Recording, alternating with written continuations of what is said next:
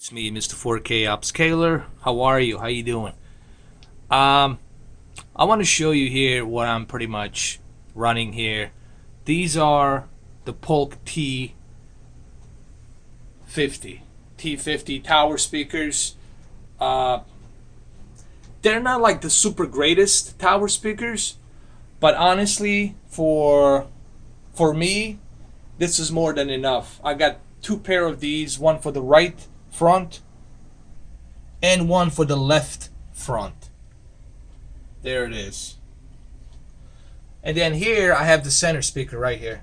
As you can see, even says right here that these speakers work with DTS and Atmos. So DTS-X or Dolby Atmos, these speakers will work. So you won't have any issues with these speakers. They will definitely work. This is my center. This is where my OLED is positioned. Now let me show you my rear height speakers, bookshelf speakers, the T15s that I put in the back. Alright, so this is my rear height. This is like way out there, man. This is like, I had to climb up just to show you how high these things are. Like way close to the ceiling. See where the ceiling is? They're right just above, just below the ceiling. And these are pretty cool, man. These rear height speakers definitely get the job done with the Dolby Atmos and DTS-X. Now, originally you're supposed to put these suckers with the Dolby enabled speakers, and you're supposed to put them like facing up, like in the ceiling. But, you know, since I don't have that kind of like ability to put them up on the ceiling, so this will do it. This will give me that effect, and it really works, man. Trust me when I tell you, it works. I tested it. You definitely get that overhead atmospheric firing down experience. Especially with that one movie, Oblivion, with Tom Cruise. Definitely you feel it. And this is yet another rear height speaker that's really up high out there, close to the ceiling. So I'm using my second left, and then the one you saw was the right. So it was the one on the right. That was the one I showed you first. This is the one on the left. Rear height. Now let me show you the speakers that I have for the left and the right surround. So this is my right speaker opposite of my ear on the right side of the wall. They're same pretty much speakers. They're T15s, Polk speakers. They're pretty good. And then this is my right speaker right here on the right side of my ear. So the one on the left side of my ear and the other one on the right side of my ear. And they're all equally positioned, measured with my microphone. And I measured the distance and everything, so everything is equalized. And here's one of my subwoofers. I have two subwoofers, also Polk. All of them are Polk. This is my subwoofer right here. This definitely, it's a beast, man. This thing can output 400 watts. It's a fucking powerhouse, man. It's overkill. Believe me, it is a fucking overkill. But I'm saving these speakers when I move into a new place so I can go ahead and use them. Here's my second subwoofer right here. And just so you know, I'm not bullshitting you. I do have two of them. Here's one, and here's two. One, two. One, two. Because I know somebody will think, oh, he's just showing us the same thing over and over again. No, I'm not. So there you go. And here is my receiver, my Onkyo TX-NR757 THX certified, Dolby Atmos, DTS-X.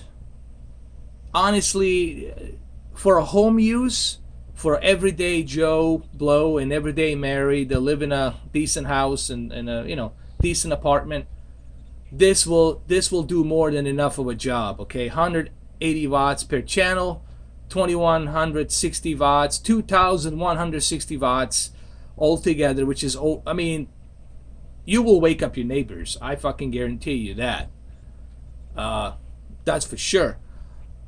Even if you're in a house, this will shake the house. Trust me. So, and I only spent $400 on this, man. The entire setup you just seen here, the speakers, the 9 speakers that I have, including the 2 woofers and this receiver, all together, everything $800. Actually, it's $780 because I did have a discount on these two towers. I forgot about that. So $750 for the entire damn setup. Now, some of you will spend more than that just on the receiver alone, and then on ridiculous amount of speakers. I've seen people put Klipsch 400 watts speakers in a tiny little goddamn apartment. I was like, seriously, man, are you nuts? I mean, you're gonna totally lose that crossover frequency, man. People need to really do some research, man, honestly. And I did the same thing. I asked Westside Tech. I went to Audioholics. They're here in Florida. I contact them. I did join their website. They're pretty cool, man. One guy name is Gene. He's pretty cool.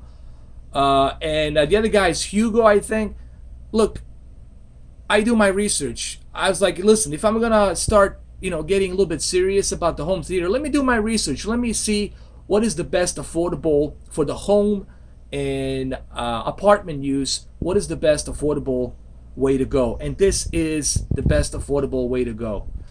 Okay, unless you're living in a big giant house and you got an extra garage that's 800 square feet, and money's not an issue, then yeah, man, by all means, go ahead, hook up yourself with some